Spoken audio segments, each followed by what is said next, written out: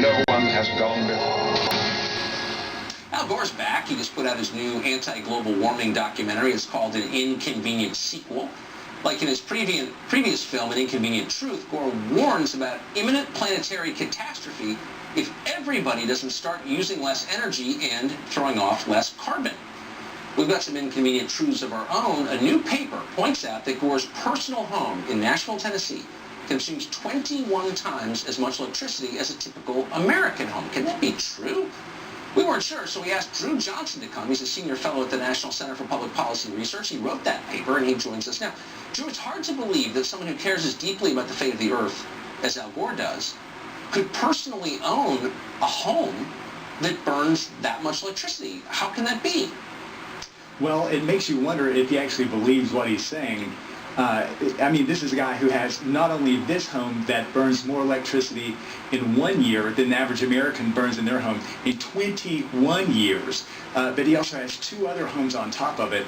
And here's a guy who's basically exploited concerns about the environment to make $300 million and win the Nobel Prize. So it makes you wonder what his real agenda is.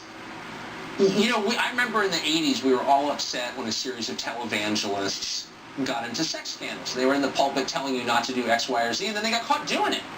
And they were appropriately humiliated, and they were in tears, and they had to leave the public stage for a while. Why do the same rules not apply to this hypocrite?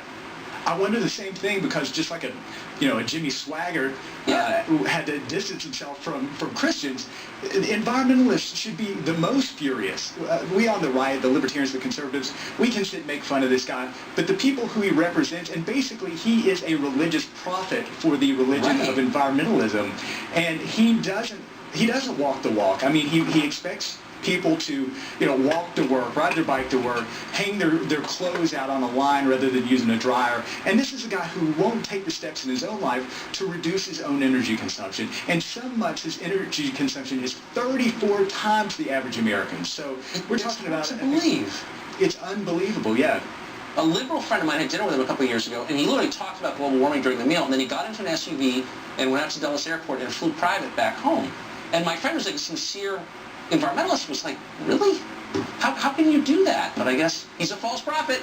Then Drew, thank you so much for coming on tonight and verifying that that's true. We never stop being surprised on this show.